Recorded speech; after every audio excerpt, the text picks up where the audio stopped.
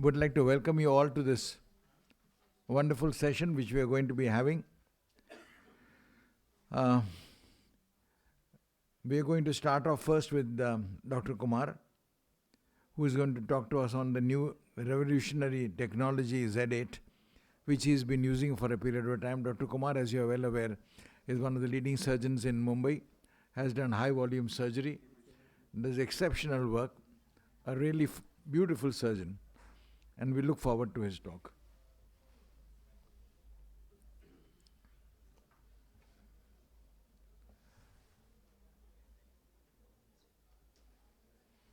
Who's going next? Okay.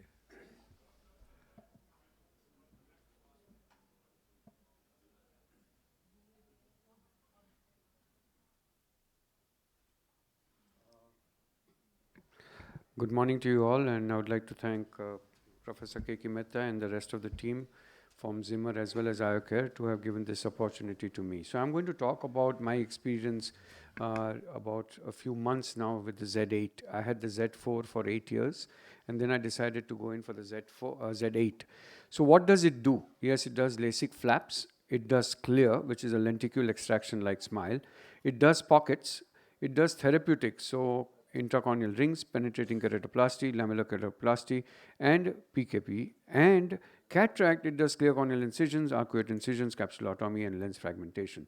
So technically, it's one unit which is mobile and can perform all the surgeries with good efficiency. So I'll show you some of the videos. So this is how it sits in your OT. I have it in my Lasik OT. You can take it back to the cataract OT, whatever is convenient. You can do whatever you want. So let's look at the cataract part of it. So I'm going to show you some videos so you know exactly. Now, how do we know that what incisions we are making are perfectly accurate?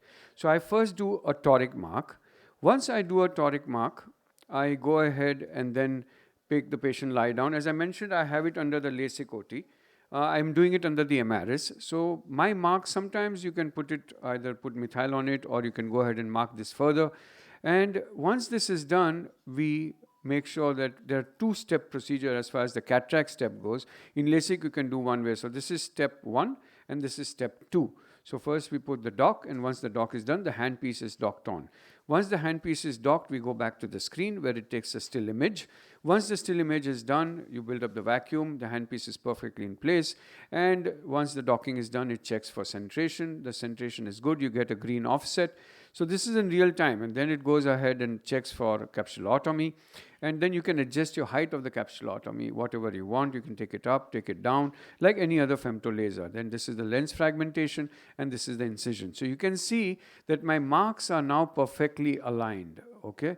And this is the incision. I also do side ports with the same laser, and this is the actual happening of the lens fragmentation.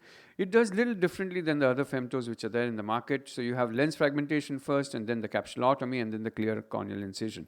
So this is as far. Now let's see how it appears on the eye. So this is step 1, step 2, and then step 3. So let's see whether these incisions are accurate as what I want or they are not. So I have the virion on, and the triangle in the virion says where the main incision is supposed to be. So what I'm trying to say here is it's extremely accurate. I wanted the incision to be at 160, and it is exactly at 160. So you can see half the incision was on one half of the triangle, the other incision on the other half of the triangle. Once that is done, you go ahead and put methyl or whatever viscoelastic you want. Once that is done, you can pick up the capsulotomy just because it's free floating. This is opening of the side port. So it's truly bladeless. I'm not using any blade. This is just a small inserter which removes. And once this is done, you can just go ahead and remove the rhexis, which is freely floating. And then comes to the fragmentation, which is already done. I do a 8-segment fragmentation with a central ring. Here what I'm trying to show is the neat, clean cut of the fragmentation. And that shows how well your energy is applied to the side cut. So you can see the side edges. You can see the side cut very, very clean. I'll show that under high magnification on the last piece. I don't want to waste time here because it's just like routine phacoemulsification. And this is what I'm trying to show here.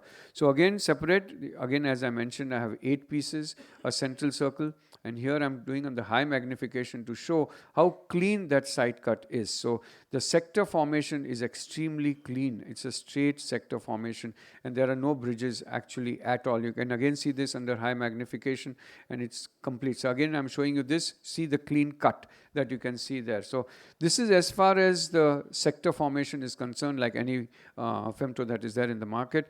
Then proceed with the bimanual IA, and then go ahead and put a toric IOL.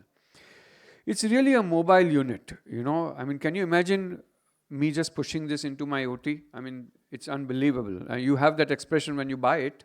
So you already paid for it. That expression comes when you pay for it. And it's a single person can push this from one end to the other. Another big advantage, it's not temperature dependent. I'm not saying do it under an off OT or in a humid environment and go and do it in Sahara Desert or something like that. But it will work. And it's not dependent, so it's not going to shut down. I had the catalyst system before. If you have a temperature variation of 2 degrees, it will say temperature not correct, and it will shut down. It will go into a default mode, and that's the big disadvantage of that. So question here is about accurate placement. So you can see the triangle of the virion. Half the incision is on one side of the virion, and other half incision is on the other side of virion. So this is another big advantage of the whole technology. You can see, again, I don't want to waste time, and this is the rhexis, which is perfectly round. You just pinch it like you pick up a handkerchief and just take it out. So it's as simple as that. You can have various methods, various segments, more segments. We all know the advantages of femto. I don't want to go into the depth of that because here the system is only on that. Does it cut arcus? So I was a little confused. Will it cut a white cornea? Okay. So here you are seeing it's not a very dense arcus, but yes, there is an arcus. And I'm just using a Sinskey hook to open my main incision. So yes, you can see that I've just opened the main incision. So the bottom line is, yes, it does cut arcus, and it does do very, very well. So that confusion is completely over, and the rest of the steps remain exactly the same. Go ahead and use the fragmentation. Coming to the next use, as far as I'm concerned, is Lasik flaps, intacts, and pockets. So I'm going to show only one video of mine about clear. This was my second case of my career. Okay, I have done workshop with Kudlu. So I'd done 10 eyes before with Kudlu. So it's called clear corneal lenticule extraction for advanced refractive correction. So it's called clear, and I say see clear with a smile. So you don't need to market anything else. This tagline works extremely well. It has shortened, I have shortened my learning curve. So you may call it a cheat, or you may call it an experience, whatever you want to label it as. What I'm doing is I'm doing 2 incisions. One incision is anterior, one incision is posterior. So this will only go anterior to the lenticule, this will only go posterior to the lenticule. So this shortens my learning curve completely, and I don't need to prove to myself that yes, I can do 1 4mm and divide it into this. So this is in real time. There is no editing, there's no fast forwarding. It may be a little slow for some of you experienced surgeons here, but as time goes by, I'm sure my speed will pick up. Now this is going posterior. As you can see some of the bubbles above the spatula. The other side was the anterior dissection. Now one little different step that I do as far as I'm concerned is that when I separate the anterior lenticule, now the next is the separation of the anterior lenticule. In this area, I will not press the lenticule down. So I will leave it attached to the anterior part, because that's where my space is for the posterior lenticule. So you can see that here I am not going to dissect. This is my posterior lenticule dissection, but I have dissected the anterior lenticule all around. And that may be a little precaution that I am taking in the initial stages as experience goes, so it will be easier. So now I'm going to dissect the posterior lenticule. And then when I remove the lenticule, obviously you expect some attachment in this area, because that's not where I have separated the anterior lenticule.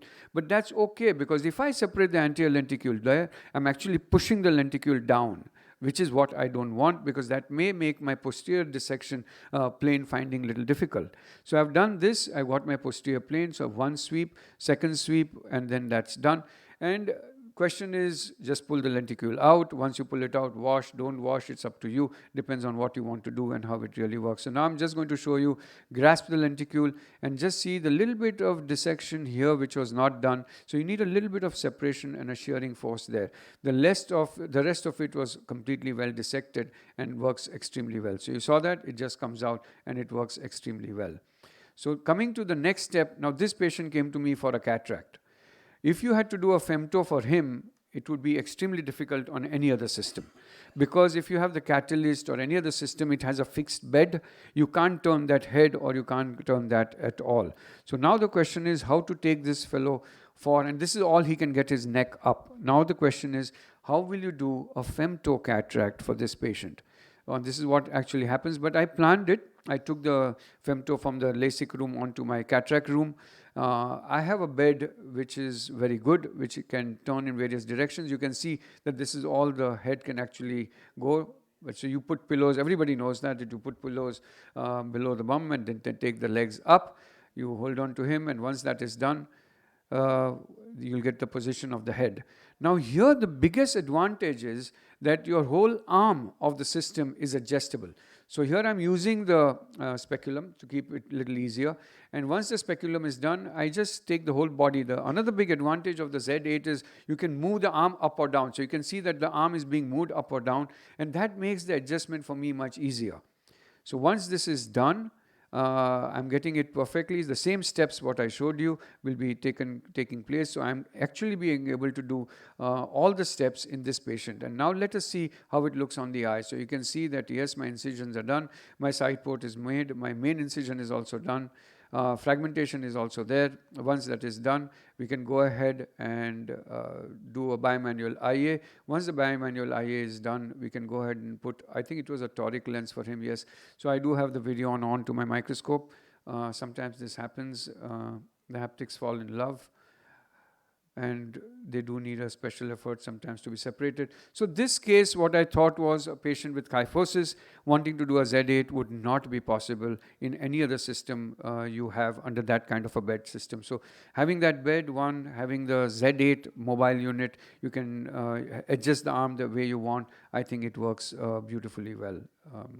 So I think this is unbelievable, and I thank you all for your attention.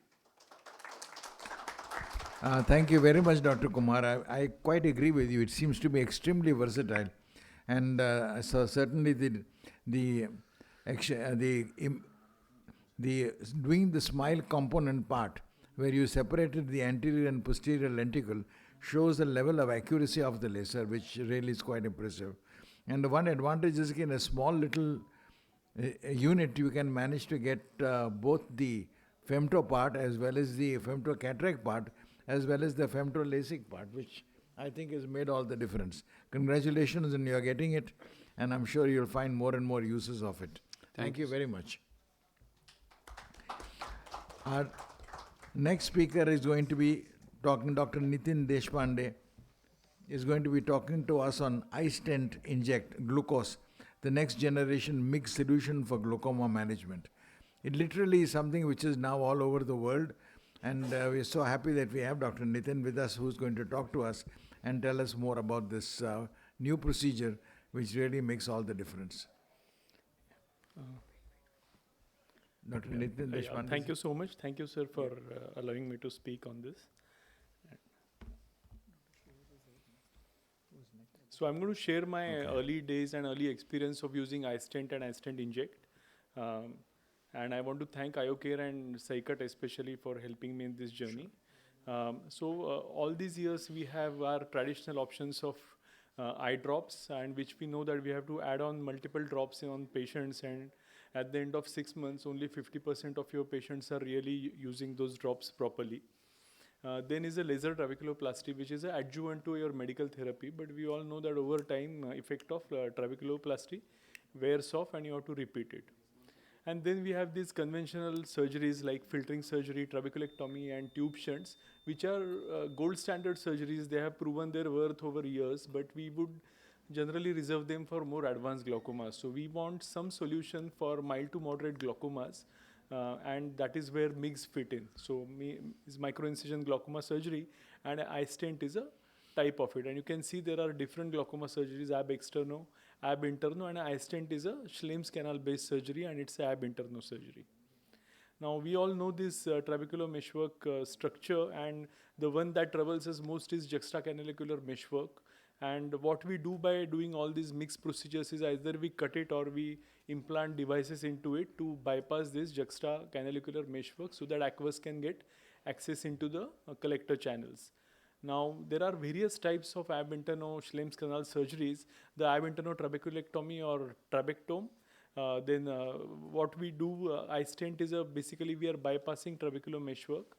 And then ab interno trabeculotomy or GAT, which we use a suture to just disrupt 360 degrees trabecular meshwork, or dilatation with the ab interno canaloplasty.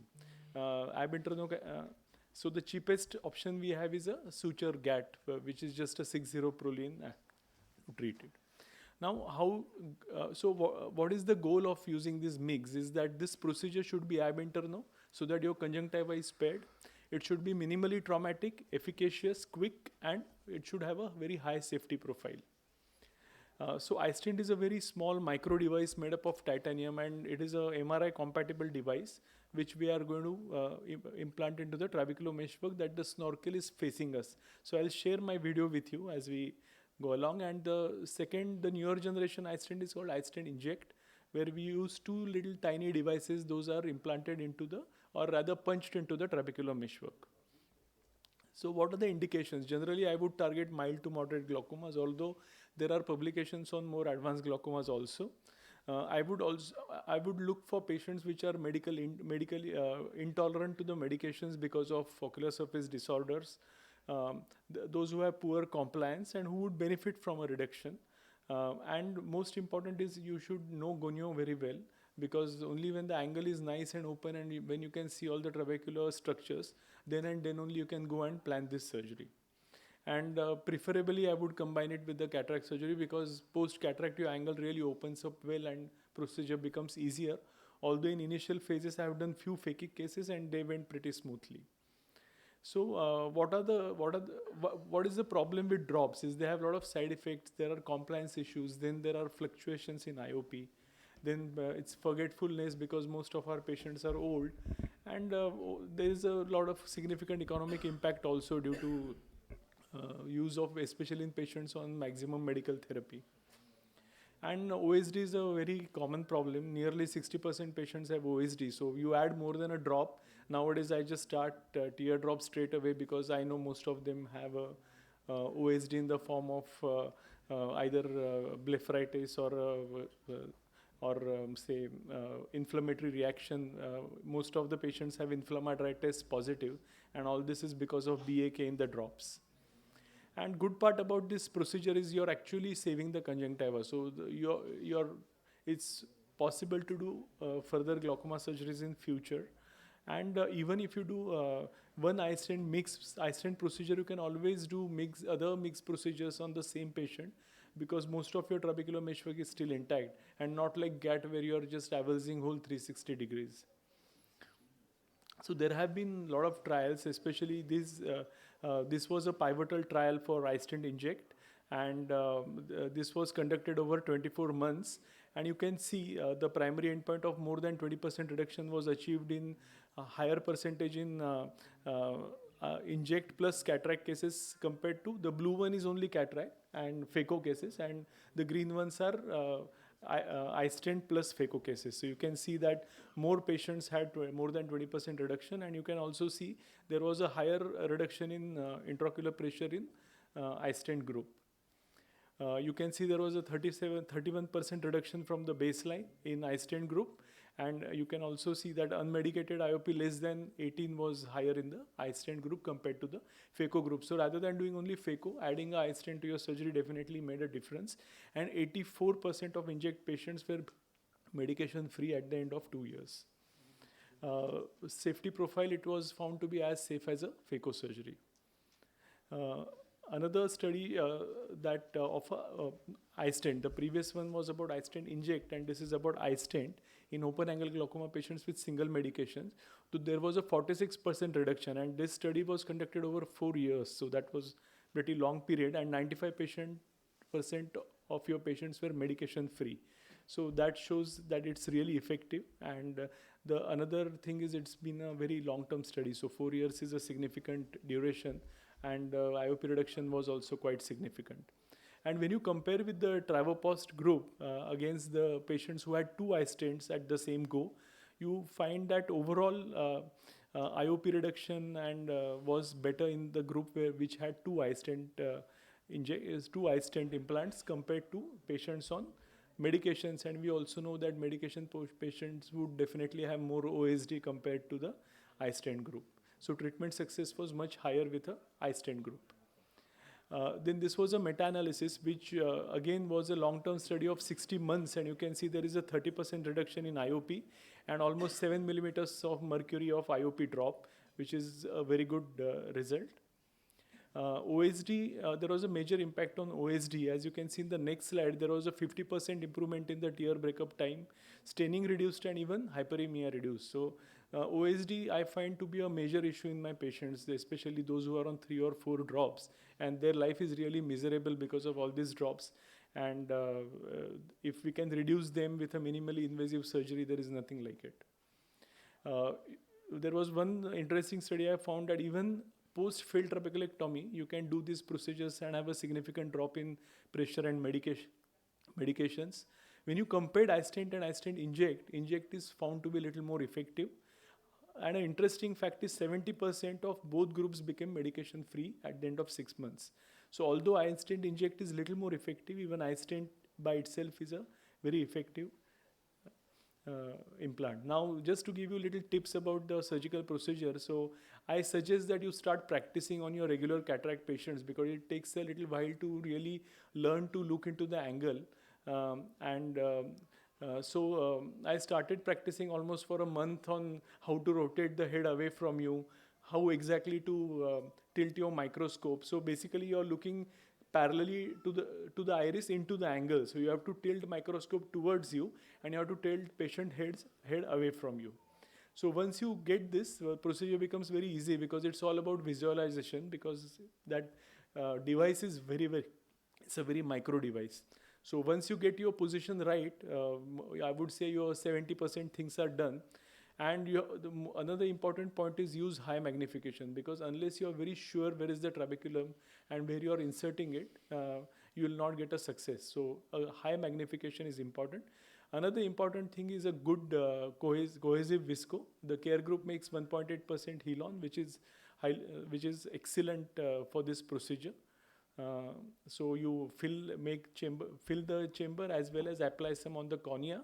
And this is a lens. Now that gel works as a coupling agent, and this direct gonioprism is provided by the company along with the stent, and you can now see the trabecular meshwork there. At the end of cataract, you will get a red reflex into the trabecular meshwork. So identifying it becomes very easy. And you can see there is a tiny device at the end of the pencil-like thing that I'm holding, and you just tuck it in. So once you do 1 or 2 procedures, you'll get a good feel. And once you're tucked in, just press the button and the device is released. And you can see that snorkel is facing towards you, and implant is perfectly placed. And also you will see the reflex of blood through that snorkel. So you know you're exactly in the Schlemm's canal. So procedure is pretty quick now. This case took hardly 5 minutes to do. Very comfortable for the patients, and recovery is as good as your cataract. So you get little blood reflex and slight hyphema when you're closing, but don't worry, next day you will not see it. And now you can see in the high mag, you can see that snorkel facing towards you. This position is required because if it is dipping down facing towards iris, your iris can go and block it. And this is a quick video of a eye stent inject where I have finishing the cataract surgery, and same procedure. However, this is a little different because you have to punch 2 devices into the trabecular meshwork. One thing you have to learn is how much to press. So you press a bit, come back, and then release the button, and it goes like tuck and tuck. So you have 2 devices and they are really tiny. So make sure you see them, keep seeing that you don't lose them.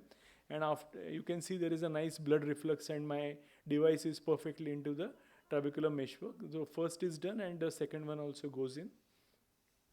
So so it looks easy, but it takes a little while to really get all the things in place. And I have done 9 cases. Purposely I left out one because I had discussed with the patient that it may not work great for her. She was a ENT surgeon and she knew that I might have to proceed, but she still wanted to have a go. So it did not work very well in that patient. Otherwise I've done 8. Out of that almost 2 patients were phakic and 6 were pseudophakic. That is, they had combined with the cataract surgery. And so 8 patients in all. And you see there was a almost 20% reduction in IOP over 1.5 months that I'm seeing them now. And you can see that even medications have reduced to 16% in this patient. So even that's a very initial result. So, and I have had decent results, and I'm sure as I get more number of patients, I'll be more clear to share my results with you. So thank you so much.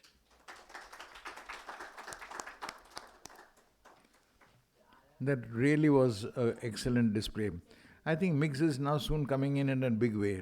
But the most important thing which you highlighted, and which I think is a take-home message for any of you who are planning on starting it, is first learn to recognize the Schlemm's canal. And you have to do that by tilting the microscope almost 180 degrees away, because you're seeing along the corneal plane to be able to see. And as you said it accurately, it takes you quite a while before you can manage to really do that well enough. Once you do that, it's not difficult. Actually, number 1 MIG, what do they call it, the first model? Yeah, the iStent, the plain iStent one was the easiest one to insert. The iStent, I think it's all a question of time before it comes in.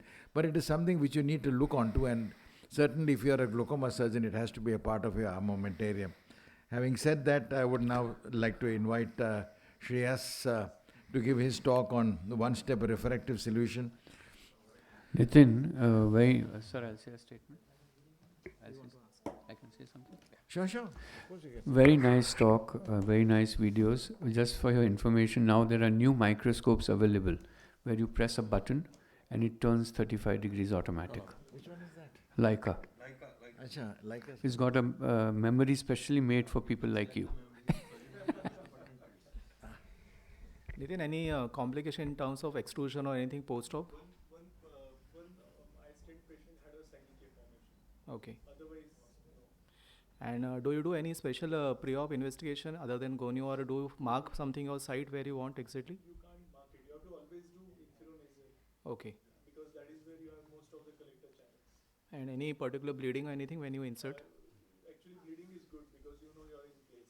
Okay. So you have a little 1 or 2 drops coming out, but next day you will not see it. Only one thought, that when you remove the viscoelastic after you've done the procedure, it doesn't disturb that at all, right? Not at all, but you will see the blood reflux coming. So That's you know okay. it's good. And do you reduce the bottle height during viscoelastic removal? It stays beautiful. It doesn't come off or something, nothing, okay.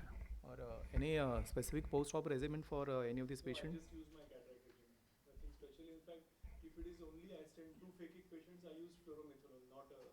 But in terms of our anti-glaucoma medication, do you modify anything? Now there was, either you continue same medications and reduce eventually, that's what I did.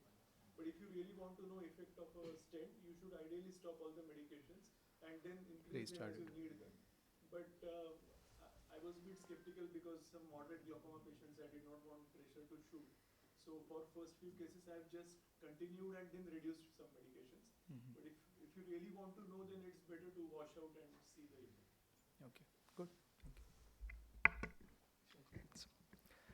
At the outset, thank all the chairpersons and panelists for having me here, and CARE group as well. One-stop refractive solution, and that is absolutely right as far as phakic IOL is now concerned, especially with the advent of presbyopic phakic IOL as well. Really, there's really no power and no eye that you cannot treat with phakic IOL. And it's a matter of great pride for me, and I say this not just because this is a CARE group session, but really they have taken the step forward with the IPCL in terms of giving us the level of comfort, customization, accuracy, repeatability, that with a lot of pride I'm able to tell my every single patient that there is absolutely no difference. There is no difference when it comes to an ICL or an IPCL. But there are actually differences, and let me tell you that there are differences where which works in the favor of IPCL, and I'm not just trying to highlight those, but these are actual genuine points that make a difference in our day-to-day clinical decision making. Diopter range, there is almost, like I said, there's no range of hyperopia or no range of myopia, no range of astigmatism, which is not possible, which we cannot correct with the IPCL. Customized lenses are available for all range of powers. Material hardly makes a difference. The hydrophilic acrylic of IPCL is extremely good in terms of biocompatibility. You do get cases of pigment dispersion, but the thing is, we remember those cases which have only those pigment dispersion, and that happens with both cases. I've had Tourette-Zavalia syndrome with ICL also, and I've had patients with pigment dispersion with IPCL also. These are because these are young, high myopes, which are prone for pigment dispersion, and that's why we end up talking a lot more about the material. The holes, now the central flow is very much available in the IPCL also. The central hole is available. The size is quite similar, just a few micron difference. I'll show you in the next slide.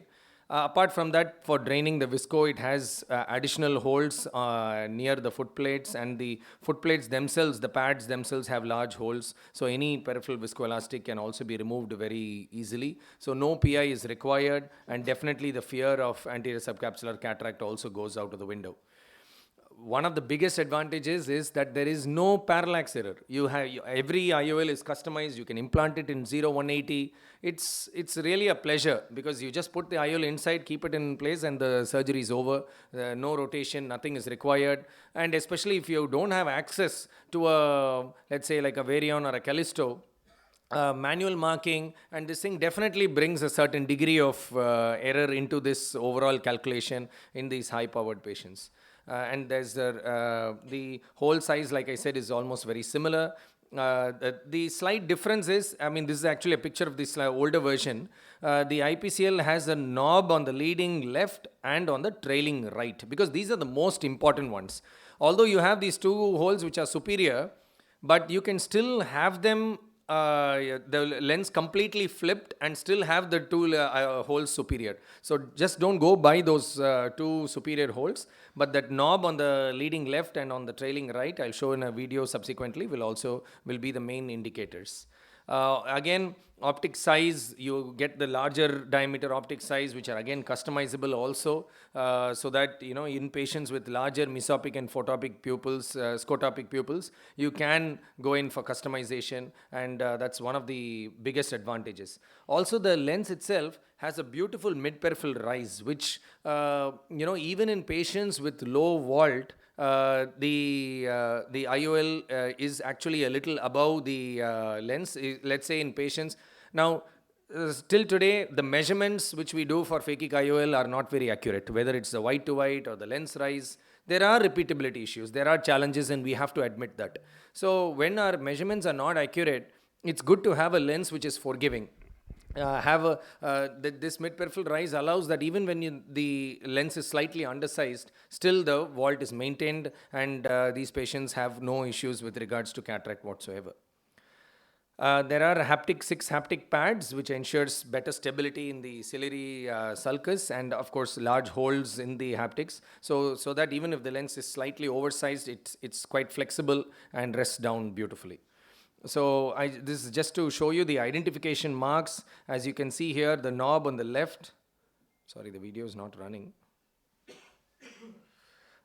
Anyway, then there's a knob on the leading left and the knob on the trailing right, which is what you need to look out for when the lens is opening, and you can gently twist it around. It's an extremely pliable lens, and can be inserted as well as removed through the 2.2, 2.8 millimeter lens, whichever you want to use. Oh, finally it's working. So just a close-up of the lens itself, and you can see the superior holes and the knob on the leading left.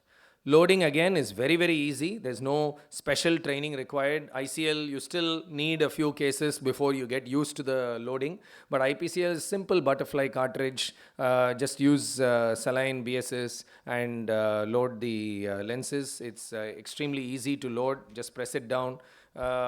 Very, very hard to make a mistake as far as the loading of these lenses are concerned, and you get excellent outcome with these lenses as well. So the sizing, like I mentioned, is a challenge, and white to white does not correspond to sulcus in all patients, and there are patients where you can go wrong, and there are high myopes where assessing the exact white to white itself becomes a challenge. The discrepancy between the white to white and the sulcus to sulcus can be more. Although you have UBM, ultra high frequency UBM, certain high frequency ASOCTs which are now available to measure these, there is still a significant variability, inter-observer variations which are there. So when the measurements which we are providing are slightly less than accurate, it's important to have the option or the flexibility in terms of your sizing. Because you have a wide variety of lenses available in just 0.25 millimeter steps, you can so easily choose the lens according to your need. And if at all you do land up with a small problem like these patients with a low vault, though however these are two patients, two eyes of the same patient with 130 micron in one eye and 85 microns in the other eye. And after 6 years, this photograph, the patient continues to, the lens remains crystalline, lens is absolutely clear. So really, there is no need to rush in and exchange the lens at any point of time. And if I were to err on the side of caution, I would rather have a lower vault than a high vault with these centraflow lenses. Because occasionally, what gives the trouble is the high vault. Because especially in keratoconic eyes, where you tend to overestimate the anterior chamber depth, you could have a high vault where the iris tends to slide under the lens, and you may have a little capture of the optic, and that produces a little more photic phenomena. And the other thing is, of course, you need to keep them on follow-up with high vault and look for any goniosynechiae which are developing. If it is developing, please go ahead and exchange with a lens of a smaller size, and they'll do extremely well. Again, you have various instruments to measure. One thing I would say is try to corroborate your values with your digital caliper with at least a couple of other devices, the topolizer or the topographer, whichever ones you're using, and ensure it is there. So it's just a exchange for a high vault. I mean, I'm not going to, for paucity of time, won't go into the details. But suffice to say, it comes out so easily through the same incision, and you can use the same incision to do it. Or even if you have a cataract, it becomes extremely easy to go ahead and do it. These are just a couple of early papers. This is almost now 5-6 years old when we did the initial study on the IPCL lenses and found it to be an excellent in terms of safety, efficacy. And also we did an initial comparison of IPCL and ICL and found that they were equally effective. The incidence of long-term outcomes, complications were all very similar between both the groups. Quick couple of words about the Presbyopic Ipcl, which is a trifocal diffractive design, and it has varying powers which are available, 5 variants which are available based on which you have the near and intermediate add. So you can mix and match based on the age of the patient, whether they're a young presbyope like 40, 41 or whether they're older presbyope like 50. So based on the requirements, you can put one IOL in the non-dominant eye, the other in the dominant eye, and give them a beautiful range of vision. And because the rings are lesser and the lens is closer to the iris, the amount of photic phenomena that these patients have is also very, very minimal. I am yet to come across a presbyopic IPCL patient who is bothered by the photic phenomenon. So much so that multifocal patients, I definitely talk to them, multifocal IOL patients, I talk to them about photic phenomena. It's important that we educate them. But presbyopic IPCL patients really don't have as much difficulty, primarily because of the anatomic location. Quick word on keratoconus. Again, keratoconus also is a beautiful device to use in patients with either high anisometropia or even bilaterally if the patient has excellent best spectacle corrected visual acuity. Acceptable, that is 6/9 or better. Good spectacle corrected visual acuity are patients and stabilized keratoconus. This is just a follow-up of 126 eyes, and some of them require topo-guided PRK or Intacs earlier to begin with, stabilize the cone along with CXL and improve the overall quality of vision. Best spectacle corrected visual acuity of say 6/12 or better, at least 6/9. Then these patients do extremely well. I'll just quickly run through the outcomes. Very good. This is something I want to highlight. You know, when the anisometropia is corrected, 40% of patients gained one or more lines. Now, this is unmatched. I mean, you cannot have any refractive procedure which gives you a gain in BCVA of 40%. And because of the high degree of ametropia and anisometropia, which is very common in keratoconus patients, they have excellent outcomes. We looked at low astigmatism and high astigmatism. Even customized lenses, 8-9 diopter lenses also did extremely well. The outcomes between low and high were very similar. Differences between ICL and IPCL was also very, very similar. The outcomes were absolutely the same. Centered and decentered cone. Previously, we used to think that decentered cone, stay off phakic IOL.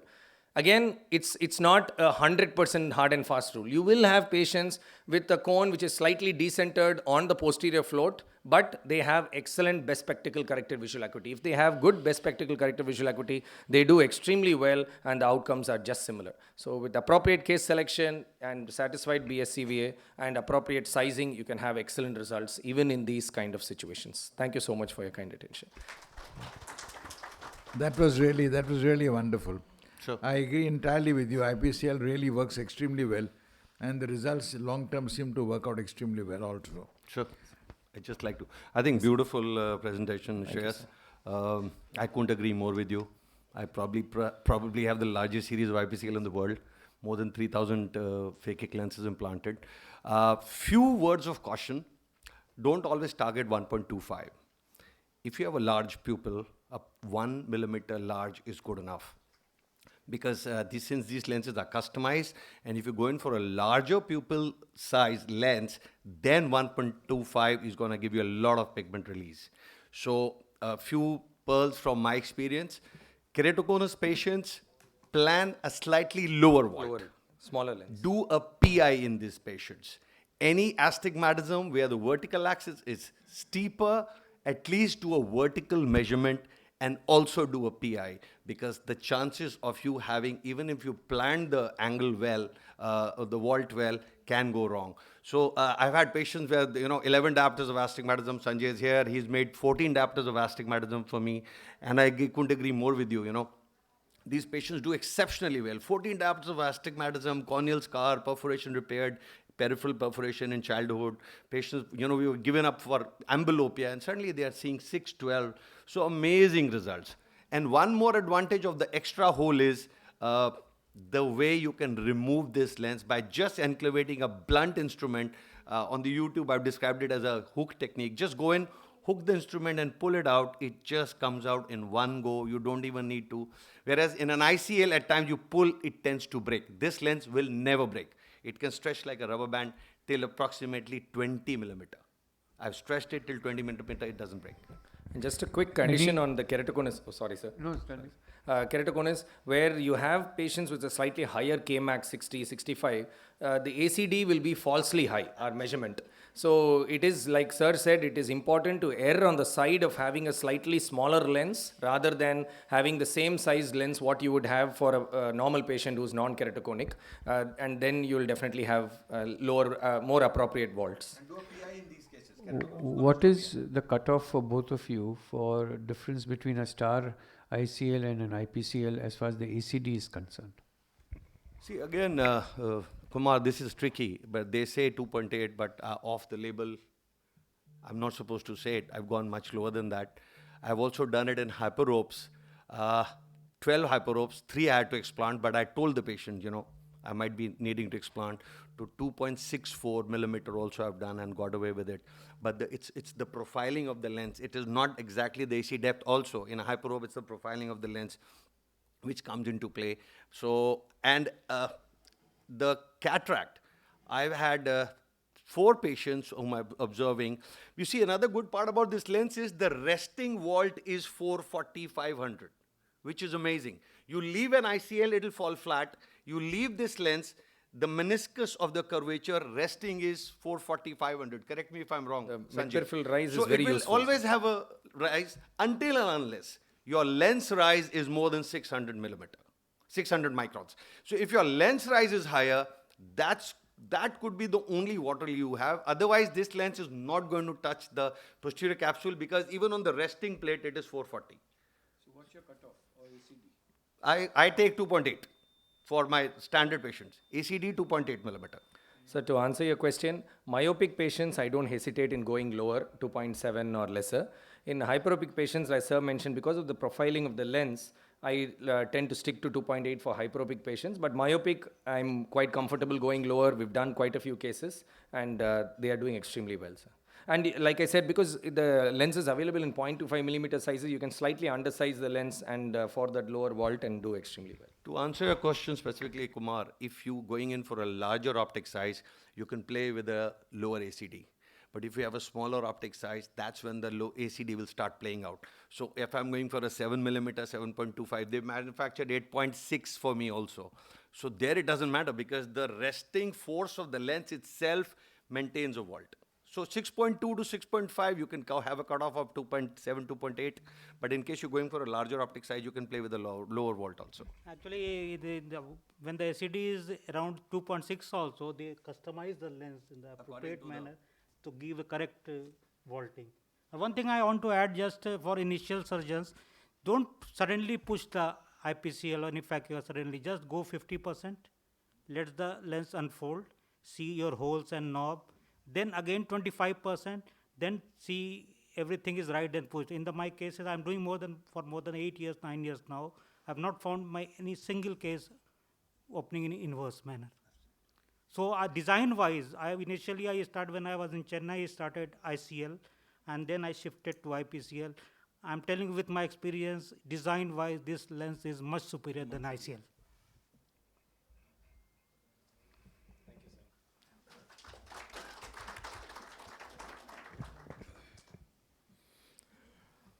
Our next speaker is now going to be Dr. Rakesh Shah, who's going to speak on IOL AMD, a new approach to macular disease. Good afternoon, friend.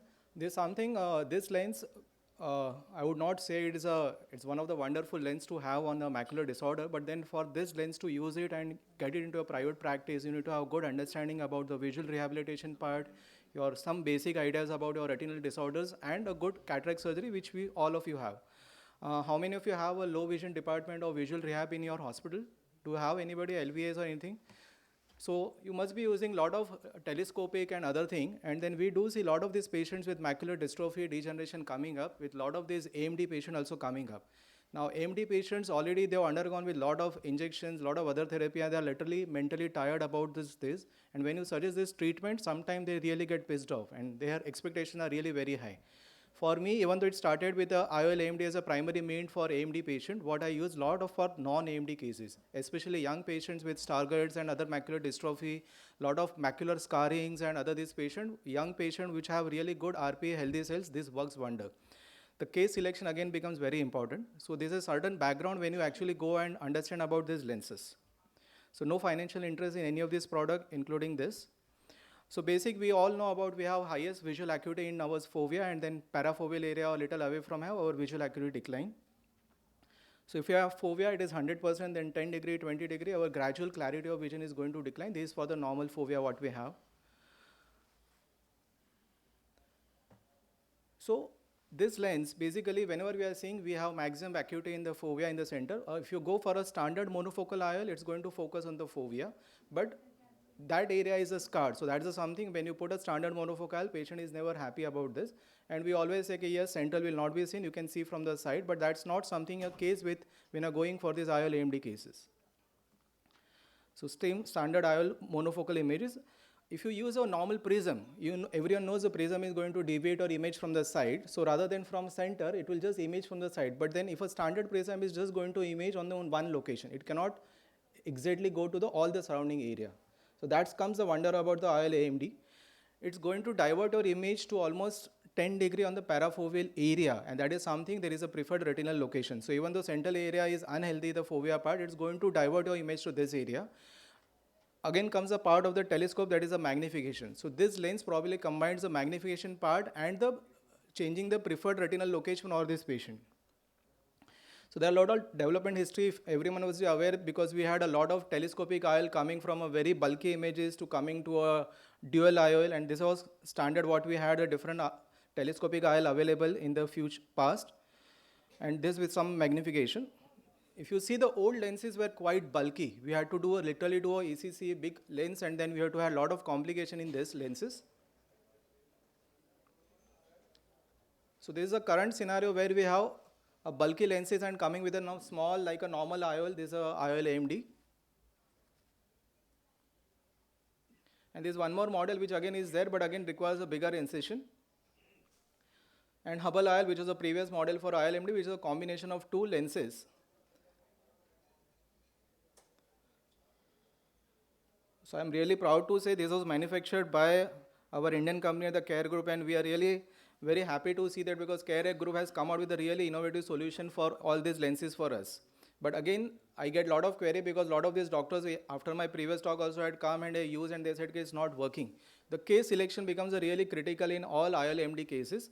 If you are not selecting your case properly, if you are not having a good rehab part, having some basic checkup done, it's not going to work for every patient. Because all these patients are really having very high expectation compared to a normal cataract surgery patient, and they expect it's going to work wonder, what I'm not able to see, I'll start seeing next day. It's not going to happen that way. Something about the optic which Sanjay and the entire team will tell more about it, but it's something which works on the unique hyperaspheric design. Again, there are a lot of physics involved into that. I really don't want to go into basic, but how it works clinically for us, that's something which we're going to discuss. So these are standard, their criteria. What criteria I follow is something I am really going to see as a dry or scar AMD or a wet AMD patient which already at least 3 months is total resolution. I am not seeing any fluid over there. Lot of macular dystrophy patient which have really worked, macular scar patient, and few of myopic patients.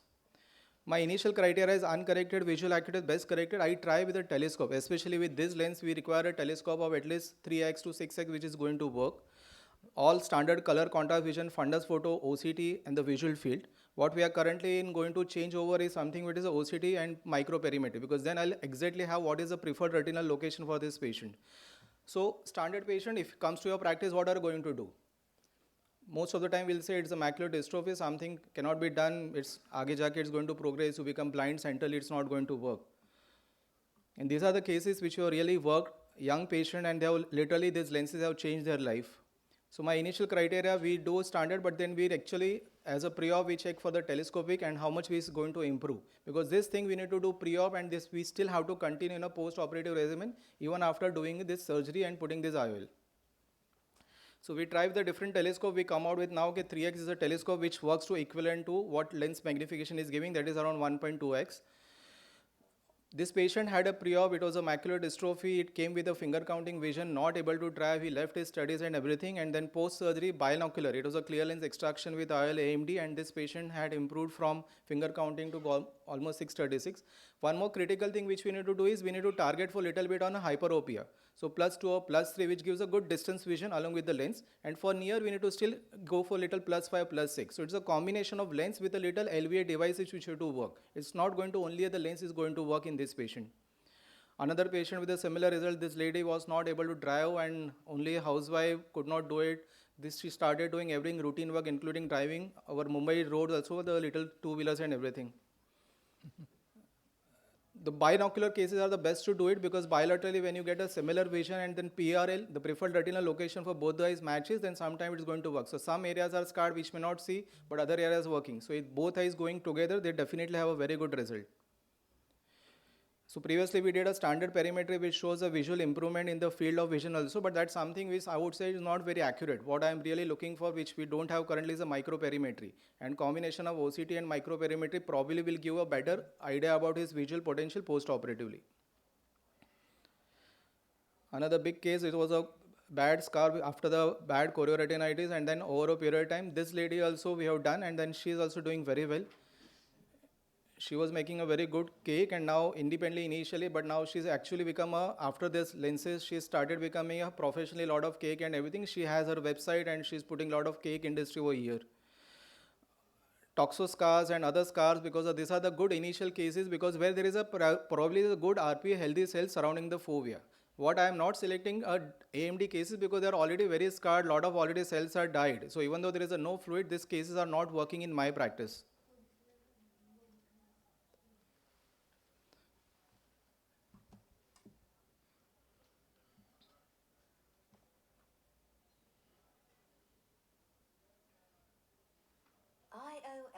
AMD's IMAX Mono is a groundbreaking intraocular device for improving vision in patients with macular disease. Age-related macular degeneration, known as AMD, causes visual distortions and the loss of central vision, making it difficult to drive, see faces, or read. Vision loss is normally gradual, occurring over many years, and peripheral vision is not affected.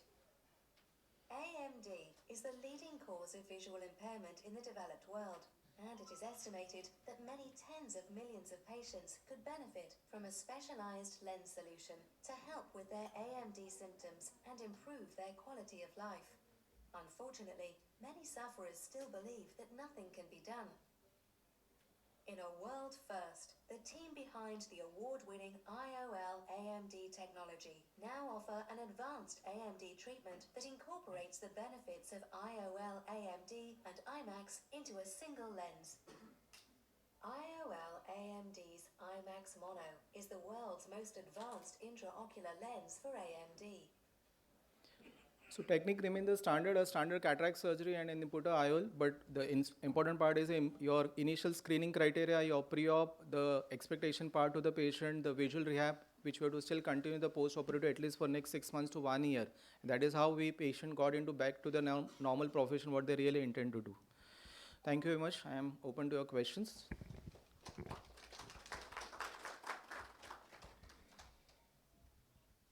Any questions? I'm sure there are a lot of questions, but they are afraid to ask you. No. Any questions?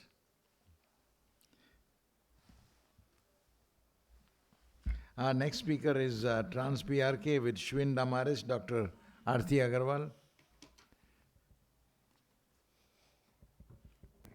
Hello everyone, a very good afternoon.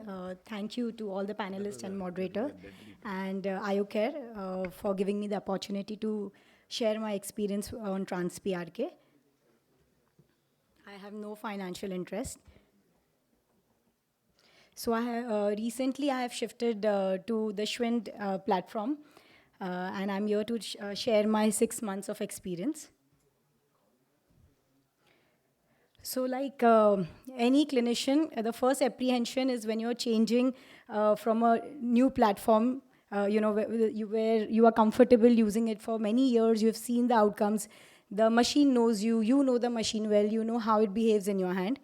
But to my surprise, within 6 months of using this platform, Schwind Amaris 750S, I am in love with the machine in less than 20 days of using it.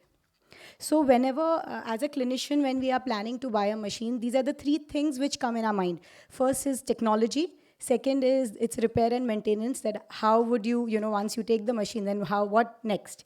And the third is the recurrent expense. So coming to the technology, Schwind platform is one of the most versatile platforms which is available till date. Right from, you name any laser refractive correction it can do, corneal, wavefront, optimized, Trans-PRK, PTK, everything, and Presbyopic also. This is how the Schwind platform looks. You can do aberration-free corneal wavefront optimized as well. So what exactly is Trans-PRK? Trans-PRK is smart pulse technology. So this is very different from the normal PRK what we do in other platform. It basically, the residual bed which we have is more smoother. It does not have that roughness which normal other platform has.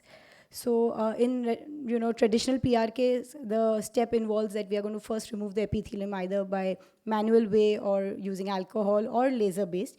To contrary, in Trans-PRK Smart Surf technology, what it actually does is that it's a one-step treatment where the ablation of the refractive error as well as the ablation of the epithelium is done at one step. So how it is different? This is the main reason why the outcomes are so quick and so precise and the healing time is very less, is that the first thing what it does is it removes the refractive error.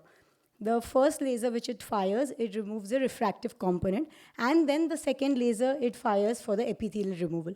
So this is, I think, what is making the outcome so precise. Like I have done refractive errors of as low as 0.5 to 0.75 spherical and cylinder, and it has given really very accurate results. So it's a single step procedure, so you don't have to shift the patient, especially when you're doing a femto Lasik. You can do it on one single machine. And the main benefit of this as contrary to PRK is that in PRK, when we are first firing the laser for PTK mode, or we are removing the epithelium by manual or alcohol based, and then we are shifting to the laser. So that time difference which is there, it causes corneal dehydration. Whereas over here, that step is eliminated. The second thing, it's touch-free. So there is absolutely no learning curve. Anyone, a very well-trained technician can also do it. No suction, no cut, no flap. So no flap-related complications. And when we are talking about there's no cut, so it's more biomechanically stable. And we all know that surface ablation for years together have proven to be the more superior of all the laser-based refractive correction. And wider application. Of course, we know that when we are dealing with some kind of informed frustrated keratoconus or a suspicious topography or somewhere where we are dealing with thin corneas, laser-based, surface ablation-based is the way to go. And yes, so the main apprehension whenever we are talking for any surface ablation is the pain and the time taken for proper healing. But over here in trans-PRK, trust me now that I know my 6 months of results, I've done almost more than 200 eyes of trans-PRK. The pain as compared to what is there in a traditional PRK is very less in trans-PRK. It is actually based on the way the ablation profiling is done. The healing is less than 2 days. So when in a normal traditional PRK, which I would be doing earlier, I would at least be placing my BCL for 3 days. Here I'm removing the BCL the second day, like after once I've placed the BCL today, tomorrow evening also if I can also remove, or maybe 2 days later I can remove. And the beauty of this procedure is that the patient is reading 6 by 6 the very next day. Yes, first day itself rather, yeah. But then when we third, yeah. But then I have seen, and patients are very happy. Earlier in PRK, I would get phone calls in the same day in the evening that doctor, my eyes are paining, I'm not comfortable. But in this, and after my pain management, which I'm going to discuss in the further few slides, it has, my results have drastically improved. No calls, and the patients are so comfortable. The next day, they call and tell that I am doctor very comfortable. So the main difference in the epithelial, the ablation profile in trans-PRK versus PRK is in trans-PRK, you can actually have the same diameter. You have the same diameter of the epithelium as well as the refractive error correction. The epithelium is gradually, you can, the thickness that is in the center, you can keep it as whatever, 50, 55, and in the periphery, you can gradually increase it. You can customize. As you want, you can customize microns as much as you want. So the main difference, like I said, trans-PRK is a single-step procedure. You don't have to, the main corneal dehydration, which is actually the main cause where PRK, has its limitation. Trans-PRK is a single step. More customization profile on Schwinn platform because you can change the optical zone by 0.1 mm. You can do customization. You can reduce the aberrations. You can decrease the volume. You can decrease the depth of your profiling. It's a smart surf technology, so it has a smoother ablation profile, which is one of the most highlighted technology when we are talking, that's the most highlighted point when we are talking about trans-PRK. And like I said, the main difference is that it first removes the refractive error and then it removes the epithelium, unlike which is the reverse ablation pattern in PRK. It has faster healing, and this I'm actually talking about through my experience. I've seen patients are very comfortable. The pain score is very negligible, and the main thing is there's no extra expense. Especially when we are talking about other platforms where they have a card system, and every eye you are charged for the trans-PRK mode in other machines. So this is the ablation map, as well as what I was saying, that you can actually decrease or increase the optical zone, and accordingly you can take a decision that how much residual you want. The second thing comes is the repair maintenance. AIOCare group has been really kind, they are just one phone call away. The main apprehension from shifting to a wave light to a Schwind was, what about the repair, whatever the maintenance, you know. But this is one thing which I would say hats off. I'm really very happy, and there's no absolutely, I'm so comfortable using this platform. And the second is the recurring expense. So earlier, whenever I used to open my machine, almost 10 to 15,000 would just go in opening the machine. Whereas in Schwind platform, once I do a gas exchange, it lasts me for 21 days. So practically every 21st day, I'm doing my gas exchange. And the ET and the fluence test, which I'm doing, just cost me 150 rupees. So earlier, when I would plan my case, and maybe after 2-3 days, I would open my refractive suit. In today's day, every day, for 6 days in a week, my refractive machine is open. And I don't have any hitch to even take one single patient in the OR. I'm not going in detail about the post-op. The only thing which I would mention here, which has helped me do a better pain management, is the cold balance salt solution which I've used, and the cold contact lens which I've started using. So ever since I have changed this regime after discussing with my seniors, it has drastically improved the pain management, because it's the earlier when a little bit of pain the patient would experience, but with this cold BSS and cold BCL, that has also reduced. Almost as such, the patient does not require any NSAID or a painkiller. So thank you so much. And I'm really happy using this platform. Is there any further questions? You're most welcome. Yes, sir. I think excellent presentation. I've been a fan of these machines. In fact, I bought 2 of them. Now I'm going to pick up the 3rd one now. The Holy Grail, pain and haze. That is the only question which is unanswered, because when the haze will kick in which patient is a little tricky question. If it was not for that, I would be 100% PRK surgeon. So that is the only issue, number 1. Number 2, for pain management, of course, I have other machines also. This is one of the lowest pain scores. I couldn't agree more with you. There are a few things which I've started doing is that I've started shifting to silicone-based contact lenses. The pain has gone down tremendously, and we give the patient an intramuscular Wolveran injection on his way back home. These 2 things have really taken one part of my headache down. The only one which remains is which patient will get a haze and when, you don't know. I have patients coming to me after 4 months, early phase, and this is in spite of telling, and this is not with just this machine, but any machine. Correct. So we have got a questionnaire of any skin ailments, history of use of retinoic acid, antihistamines, whatever literature has thrown at me, I've tried to put it in the questionnaire, but still 1 to 2 cases out of 100 will throw a haze. What grade? That's a different issue. So I think if anybody from the audience can also answer this question for me. Yeah. Yes, sir. Please go ahead. Sumatriptan works out very well. We are using Sumatriptan since last 10 years for pain management. Cut down the pain. No, pain is not an issue. It's sorted out. Haze. There's chloromethylene, vitamin C, and reduction to sun exposure for first 3 months. Actually, most of people think that PRK is 1-step surgery, but in my view, PRK is 3-step surgery: pre-operative, operative, and post-operative. Absolutely. Pre-operative, you should have very good evaluation of dry eye and adnexal disease. Intraoperative, don't touch much. Try to avoid touching as less as possible. And post-operative, medication like cyclosporine and fluoromethone, as we're talking, for few cases stop in 1 month, and few cases go up to 2 months. Yes, sir. So, sir, like you said, of course, haze is one thing which is always there in the back of our mind.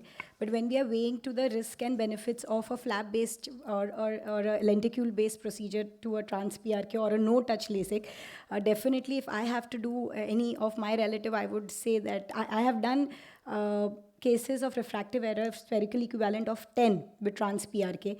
And the corneas, as compared to what I would be doing earlier PRK, trans-PRK, the corneas are very clear. It's amazing. You will actually, if you don't have the file patient's, registration number, you yourself would not be able to make out that this is a surface ablation procedure after 2 weeks. The cornea is crystal clear. Even on the table, the transition zone is so smooth between the epithelium and the stroma. Sir would agree with me. Yeah.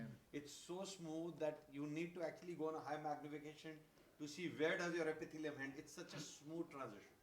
So the epithelium grows very fast.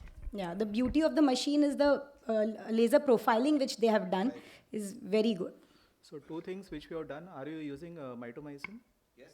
So Yes. we use mitomycin for every patient, and this bandage contact lens, whatever variety you're using, but I use all with medicine coated. So I put a not AIOC2022, you need not have to AIOC2022. Yes, with Dr. Shetty, we have learned about the AIOC2022 in his course and everything. What I have started using was difficult to get AIOC2022. So any of our NSAID drop, so any ketorolac, any of this, you can use it half an hour before. You just put into the contact lens. Don't open the case. You put a contact lens. That has drastically, almost 90% have reduced my pain factor. One more additional thing we have did is now, since with another company, we are getting a preservative-free unims from Indian company. So that just for 5 days, we will just add it twice in a day. And that has drastically solved these 2 issues. Haze up to 6 number I have not seen. What I have realized, I do get a haze for a refractive error which I have corrected above 6. So what we have started adding is we have started adding cyclosporine from the day 1. Not continuing waiting for that. So we start with the steroid, but at least twice in a day I have added cyclosporine, and now I'm yet to see it almost 3 years follow. So we wait for the epithelium to epithelize, then we start cyclosporine. Ideally, you should only then do it. With the previous experience, so what I did this time, because I had a haze factor coming in the past, so that's the reason in this patient we did it. And then a lot of patients which we have operated above 6 also, but then we have started with the regimen, just 0.05 twice in a day. It's not 0.1% cyclosporine. It is working at least right now for me very well. So is it more of diopter based, Dr. Kiki Mehta, I'd just like your opinion. Is it more of diopter based or ablation based? Because my cutoff is 110 microns. Beyond that, I am cautious. So this could be 6, or this could be 5, or this could be 4, depending on the zone I'm taking. Yes. Like a large pupil, I'm going in for a larger zone. So for audience, 6 should not be your ballpark. I would say 110 to 120 microns should be your ballpark. Beyond that, the literature also says the haze goes up. Yeah. Absolutely. It's the depth which is important, not the. Actually, The ablation micron is more important. mode, and you can reduce the amount of ablation. So you can go for certain higher power if you want to, but as sir was telling, the depth is very Is much. the criteria. So, sir, I have burnt my fingers using, NSAID topical drops. So, ever since then, I have stopped it. But what I have seen that if you, this is something which you can try. I place my Band-Aid contact lens 1 day before in the fridge, in the chiller tray, and that has worked wonders. So we do that. So we put it in a fridge, and just half an hour before. We don't use a topical NSAID drop. So only just we preserve it for half an hour before in the contact lens, that case. And then we just use this preservative-free NSAID just twice in a day. Okay. So we are not using of anesthesia, topical anesthesia drop, but we have shifted to this. Okay, great. Thank you. The haze is, of course, the big problem, and the problem is you never know when it will kick in. But that is, I think, a topic for a future one. That will take a whole seminar by itself. Our next speaker is why magnificent EDOF IOL, Dr. Kamal Kapoor. Kamal Kapoor from Delhi, large experience, very prolific surgeon, has now started developing his own chain.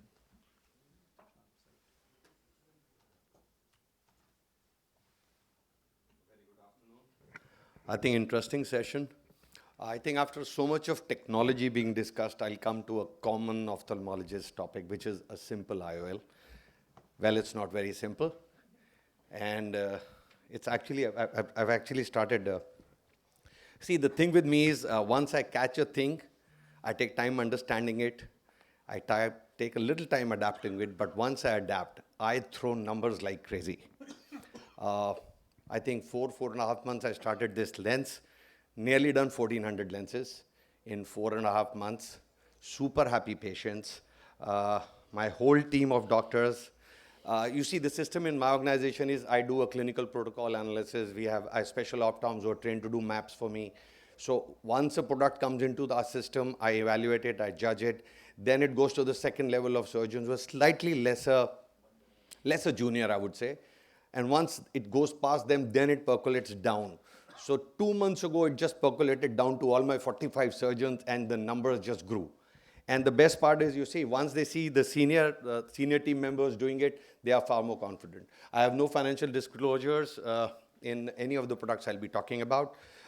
So let's talk about EDOF lenses, extended depth of focus lenses. As we all know, monofocal lens is one focus, and then you have multifocal lenses. Anything more than one focus is a multifocal lens. You could have a bifocal or a trifocal. Now, EDOF lens is one lens which may not have one focus, may not have 2 or 3. It has a longitudinal funnel of focus. Now, by definition, any lens which provides more than 0.2 logmar scale of visual acuity is an EDOF lens. Now, this is what a milk green ray test would show on as a monofocal lens. A diffractive lens would have probably 2 focal lenses and a trifocal lens. Now, the types, how do you classify EDOF lenses? You could have a pure EDOF lens like a magnificent or maybe an Eyehance, or you could have a hybrid lens which could be diffractive, refractive, or diffractive refractive. Now, these are various other EDOF lenses in the market. I've tried my hands at some of them. Probably I was one of the few pioneers doing these lenses, but over time I just kind of slowly moved away because the results were a little unpredictable. They were more case-centric, more patient-centric. I was looking for a lens which could actually go at a large volume in chains of hospitals where probably I do not have as much trained optoms or trained doctors, where I could have simple protocols, which case to do, which not to do, and then the patients also don't need to be counseled that much. So magnificent falls in that particular category along with SIFI and WIOL. There are different lenses. The edgeless designs, as we all know, they have these rings on them. So you could have an anterior surface which is spherically aberrated and the posterior surface has edgeless design. And Technis Symphony is a classical example. What these lenses do is they give you an elongated zone of focus. But yes, this is still again a zone of blur, a zone of clear, a zone of blur, a zone of clear. So it's still not that a longitudinal straight funnel of light. These would be the true EDOF lenses, the pinhole lenses.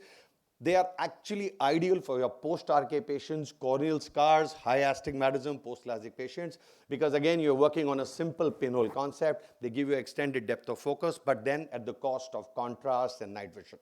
So this is how a true small aperture lens would work. Then you have low near-ad lenses. In the past, I've had Care Group manufacture lenses for me at lower powers, +2 ad, +3 ad, for patients who are a little taller. I've got customized multifocal lenses manufactured for me, or the bifocal lenses, where I've been actually working with executives working in companies who just are tall people working on a laptop. So I've worked on these lenses. They work beautifully, +2, +2.5 near, 2.25, 1.75 ad works excellent in people who are tall, have a good height. Now, these are the lenses I'm talking about. This is what actually gives you a better zone of elongated focus. These probably ideally are called the bean-shaped lenses, where the central part of the lens has a slightly different curvature. And in microns, as you keep moving away from the center, let's say every 0.2 millimeter, the lens slope and the dioptric power keeps changing. So what that gives the patient is a spherical aberrated. You created a spherical aberration, creating a depth. How does that work? Number one, the spherical aberration, and number two, the chromatic aberrations. Both, when they work in conjunction, they give you a depth of focus. So these patients tend to do well. And this gives you a funnel, long funnel of vision, where the depth of focus the patient has. Now, what the company initially told me was, look for N9 and be happy. And what I gave back to the company was nearly 78% of patients of N6. We remodified the A constant. We remodified the complete workup on my IOL master. And when I reported back to the guys, I said, this is working better than you predicted. This is working better than I predicted. And then I just shared a few secrets with how we work on that. Now, this is how a funnel type of lens would work. You have an aspheric component and a biconvex lens. This is your zone of defocus. This is where the patient will start seeing the near objects. So again, I'll just jump the theory. I think people are quite sick of the theory part. Whenever you talk about any lens which is a non-monofocal lens, you have to understand the patient's lifestyle, the patient's expectations, and you need to tell the patient what to actually expect too. So once you and the doctor and the patient are on the same plane, the lens will sail. So the first thing in my practice is, a lot of patients come to me because I am also, and I was also one of very high volume multifocal lens patients. We're doing 250 a month of multifocal, again, IDIF and TRIDIF. Very happy patients. So when they are sending patients to me now, and if I feel he's a patient for an EDOF, first thing I do is I bring down the expectation. I just tell them कि ऐसा नहीं चलेगा, पढ़ने के लिए चश्मे के बिना थोड़ा सा दूर करिएगा चलेगा, but आपको night vision बहुत clear होगा. So we give them a questionnaire which could be verbal, that what is the kind of life you want. You want sometime occasional, and as it is, you know, I don't mention halos to my patients or my multifocals also, which a lot of people don't agree with me. But my principle is, if you inform the patient that there'll be rings, he will have them. You just mention it casually, it's fine. But you keep warning him, rings aayenge, raat ko ring dikhega, light spread hoga, he's gonna eat you up because he's looking for it now. You casually mention it. Some patients, I just tell them some patients may have it, but it'll blow over. So here I don't even need to mention that. All I mention is that you will be seeing very clear for distance, and you will see for intermediate. So how do I explain intermediate? I tell them, आपका mobile phone अगर आप इधर पढ़ते हैं, 5-6 inches आप पीछे लगाएंगे, आपको चलेगा, distance vision very clear हो जाएगा. So now it has become my the tool for prelex. Hyperopic patients have fallen in love with me. I have women 50 years, 48, 54, 55 years old, wearing +2 for distance and +5, +4.5 for near. I just operated my cousin's sister last week.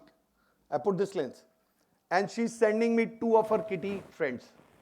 This is the power of the technology, because the patient has got no, photopic phenomenon, no loss of contrast, no spreading. All you need to do is, we'll do some case selection protocols. Now, when you work on a multifocal diffractive lens, the larger near ad you have, the larger photopic phenomena you have. And it also plays with your contrast sensitivity. So when I actually started weighing the lenses like Panoptic, Symphony and all, I actually realized that these lenses, these would be the layers for which are important for me. In the cornea, Q-value aberrations, keratometry, astigmatism. The keratometry, if it is very steep, the lens may not perform well.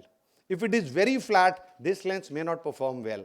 This is, I learned over time when I started getting back to Sanjay and I started reporting that there are some patients where everything is right, but the patient is not getting that. He still requires 1.75 from near ad. And whereas some patients are N6 without ad. What is going on? So that's when we actually found out that it was the keratometry and the anterior chamber depth also. So surface disorders, accuracy of biometry, very, very deep anterior chamber, and a very shallow anterior chamber. Again, the lens is not delivering what you would want. So ideally you will actually make out, you have an AC depth of 3.8. Be careful. If you have a very steep keratometry, 47, be careful. You may not get the same results. You have a flat keratometry, 41, 40, be careful. So patient expectations, so these are the different layers which will actually do things for you. This is far more forgiving technology than your multifocals or trifocals.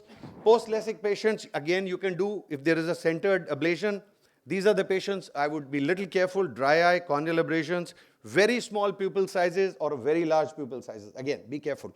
So these are very simple things to follow in a large chain setup. You give these indications to your optometrists and your doctors that these are the cases you avoid, and you will start getting 100% of results. So what I do is, the trick on my biometry, in the dominant eye, I go for the first myopia, as long as it is less than 0.4. The first eye, the dominant eye. In the non-dominant eye, I go for the second myopia, as long as it is less than 0.7, and bang on. So my non-dominant eye ranges between 6/7.5, very occasionally 6/9, but 6/7.5 is a very good vision for this patient, even in a non-dominant eye. But they are N6 bang on. And the other eye, even if N9 or N6 parts, both eyes open, they are fantastic. So in case you don't want to do this, you go for the first myopia on your IOL master or whatever, both eyes. And you will hit. You don't try for emetropia. Just go for the first myopia, 0.2, 0.3, 0.4. and you will have patients nearly touching N6. So this is the statistics I have. 48% of patients actually are who are unaided 6.75 distant vision N6 and 30% N666. Together that makes 78% of patients. 78% of patients are 6.6 and N9 and above.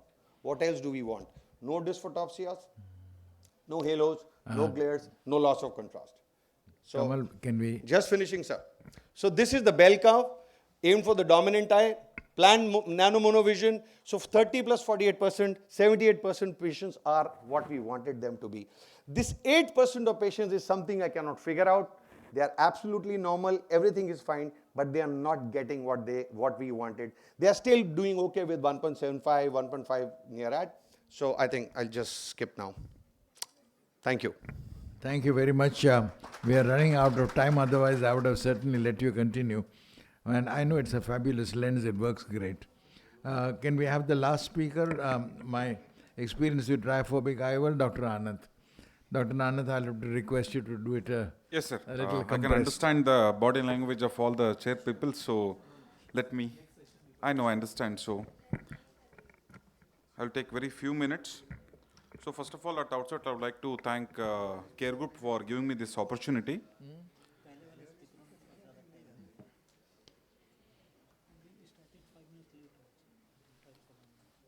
So, we have been high volume users of Care Group lenses. So when triphobic were launched, we started using these lenses.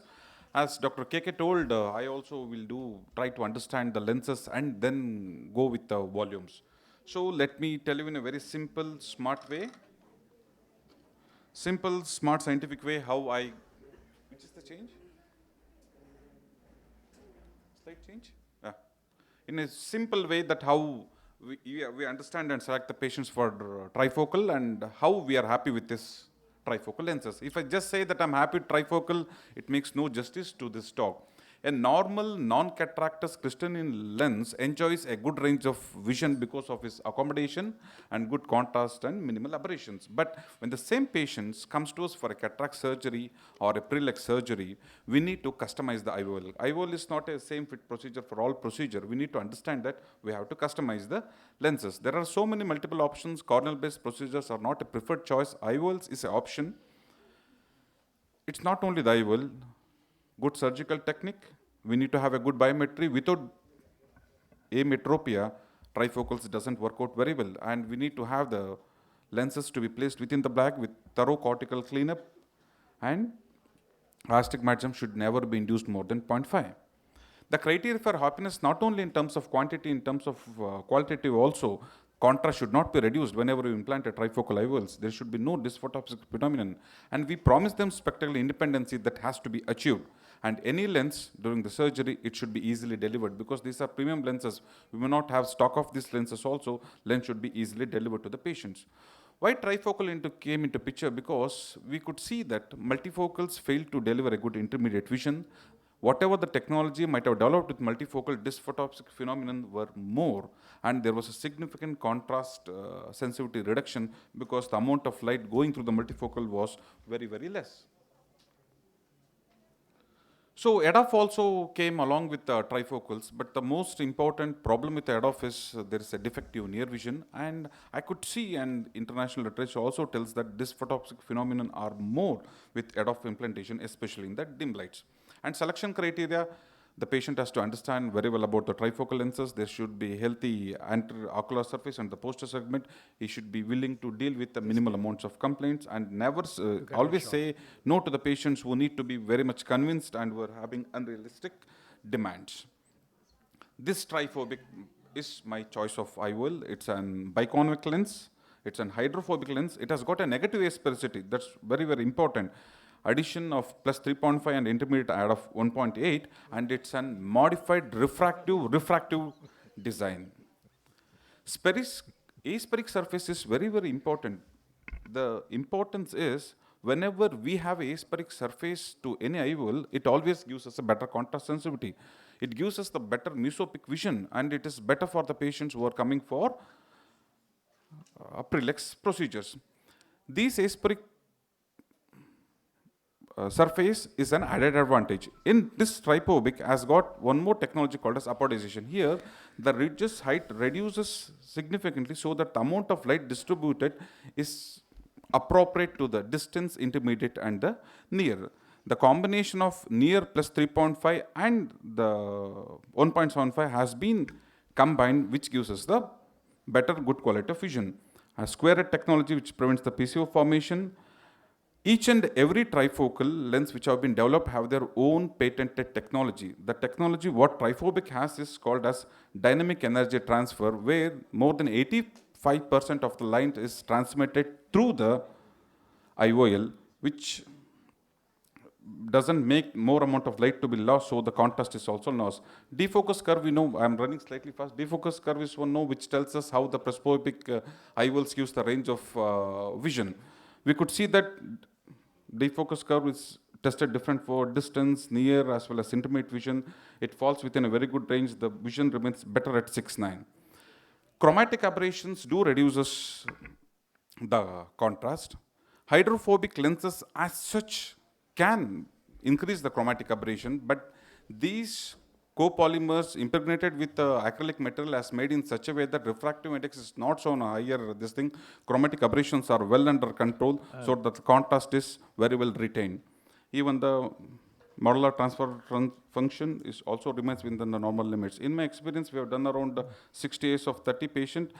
As I told, we could see the uncorrected visual acuity, the intermediate vision, which we assess between 50 to 80 centimeters by making them to assess the speed of the computer vision, was very good. Unaided near vision was literally good with all our patients. Since we had targeted emetropia, the spherical equivalent was in and around plus or minus 0.5.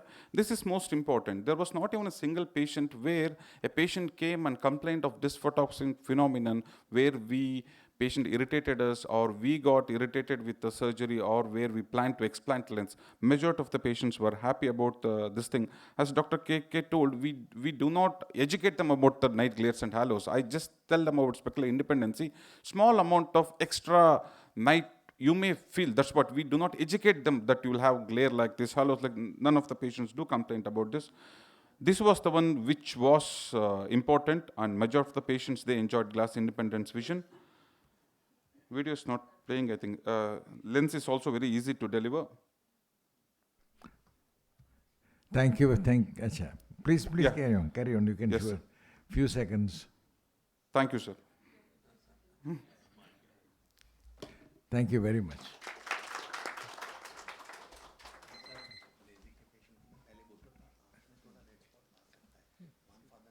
We'll conclude our session. Thank you very much, all the friends.